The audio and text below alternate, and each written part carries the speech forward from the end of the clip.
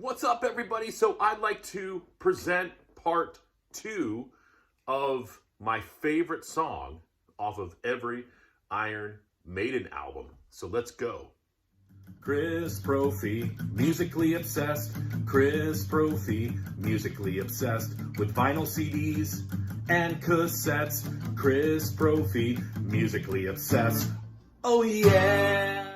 Thank you to Jeff Witcher for my new intro. Hopefully you guys liked it. I know I do. Jeff is so talented. Thank you so much, Jeff. I'll probably go back and forth with both intros, but I'm going to ride this one for a while. So as I said in the intro, this is part 2 of my favorite song off of every Iron Maiden album. I'll leave a link for part 1 below, so go check that out if you didn't. We are up to the X Factor. Polarizing album. I happen to really like it. Blaze Bayley is one of my favorite singers. In general, I loved him in Wolfsbane. I love his solo stuff. And as I said, I really like his stuff with Maiden. Unfortunately, I feel like with Blaze, because I have a live bootleg of the X Factor tour. And Blaze's voice, he had a different range, so it was hard for him to sing some of those Bruce songs. And I wish Steve kind of realized that. And also, I think in some of the writing, Steve was probably writing with Bruce's voice in mind, where maybe, they could have written in a different key for Blaze. But regardless, they're still great albums, and there's still some great songs on them. I'm going to pull the song Man on the Edge off of this record. This record would have been better in my mind if they didn't start with Sign of the Cross. I think if they started with Man on the Edge, it would have gripped the listener, and maybe they would have given the album more of a chance, because X Factor, very strong album. Next, Virtual 11. I actually like this one better than X Factor. I feel like it has a brighter sound to it. And I'm going to pull the song Future Real. So Maiden listened to me. With this album, they didn't open up with The Angel and the Gambler. They opened up with just a, fist in the air, metal thrasher with Future Real. And Blaze's vocals, everything about that song is great. So I'm going with Future Real off of Virtual 11. All right, Blaze is out. Next comes Bruce. Bruce is back. Bruce Dickinson. Bruce. And the classic Brave New World. I love that cover art. Here are the guys looking up into the sky. There's Bruce. And so many great songs off of this album. I'm going with Ghost of the Navigator. And that happens to be the second song. And I just love the buildup of the song, and then it just breaks into that sort of galloping rhythm that Maiden does so well. Bruce's vocals right on point.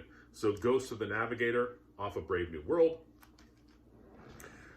Dance of Death, and I will say this. I believe that this was Maiden's last strongest album, fully realized in my opinion.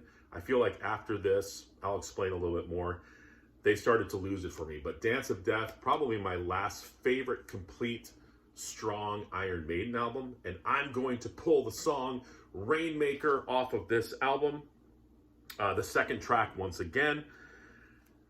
And this is, I want to kind of say this too, because after this, they started to lose me. And here's why. The longer songs started to meander too much for me. Too many intros that went on forever. And the songs just didn't grip me like they used to. You can kind of tell with Man on the Edge and Future Real and Rainmaker, I'm going more towards those songs that are not as long but kind of get you right off the bat. And I do have a couple epic tracks that I'm going to talk about, but from here on out, it was kind of hard to find a favorite song, but regardless, with Dance of Death, it's Rainmaker. Now, you'll also notice I don't have the vinyl of any of these other albums because I feel like I don't like them as much. I eventually, maybe I'll get them on vinyl, but for right now, I'm good with the CD. So Next, A Matter of Life and Death.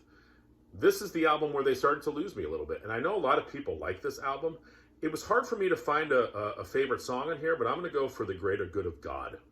And it's a longer song, over 9 minutes long. But I feel like it keeps my attention. I feel like Bruce's vocals, he's not straining at all, so I can listen to it all the way through. It's got a powerhouse chorus, so For the Greater Good of God. This is probably my least, well, I don't know. It could be my least favorite out of these post-Blaze albums, but The Final Frontier, again, hard to find a song on here. I'm going to go with the ballad Coming Home, though.